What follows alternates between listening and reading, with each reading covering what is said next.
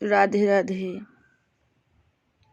एक बार विवेकानंद जी ने अपने गुरुदेव से कहा, प्रभु आप तो मुझे भगवान के दर्शन करा दो। आप कहते हो कि माँ हर वक्त आपसे बात करती हैं, जब आप चाहो तब आप काली माँ का दर्शन करते हो।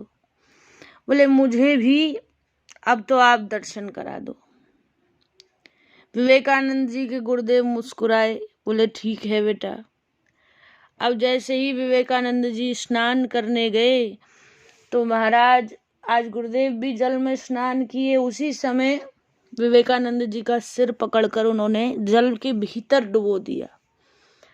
अब तो काफी देर जल के भीतर जब हमारा भी सर कोई डुबोएगा तो प्राण झटपटाएंगे बाहर निकलने को।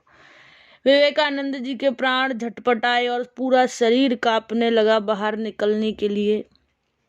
गुरुदेव ने बिल्कुल ये समझो प्राण निकलने ही वाले थे, बस इतनी देर में बाहर कर दिया। अब तो विवेकानंद जी घबरा गए, बड़े परेशान हुए। बोले गुरुदेव ये क्या किया आपने? बोले बेटा माफ करना, गलती हो गई। अच्छा बेटा मुझे ये बता कि जब तू जल के भीतर गया था तो तुझे कैसा महसूस हो रहा था?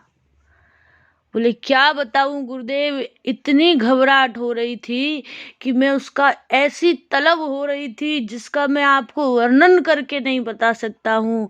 इतनी मुझे अंदर से परेशानी हो रही थी, मुझे कुछ समझ नहीं आ रहा था और बस यही लग रहा था कि जल्दी से बाहर निकल जाऊं, प्राण तो होने वाला था।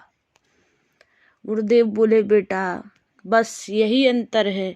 बोले जिस दिन तुझे ऐसी ही तड़प, ऐसी ही ललक, बोले जैसी ललक तुझे जल के भीतर हो रही थी, जैसी तड़प तुझे जल के भीतर हो रही थी जल से बाहर निकलने के लिए, और बोले ऐसी ही तड़प हर पल, हर क्षण, हर सेकंड, हर मिनट तुझे कलिकाल में जीते जी होने लगे। हर जीव के लिए है ये बात।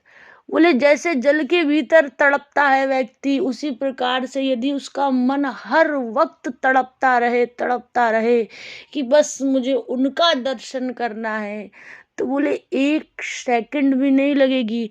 ऐसी तड़प यदि हृदय में बन गई तो भगवान साक्षात तुम्हारे समक्ष खड़े होंगे।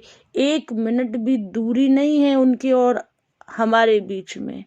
फर्क बस यही है कि हम वो भाव, हम वो प्रेम नहीं उत्पन्न कर पाते हैं, जो भाव, जो ललक जल के भीतर रहती है, इसीलिए परमात्मा से थोड़े से दूर हैं।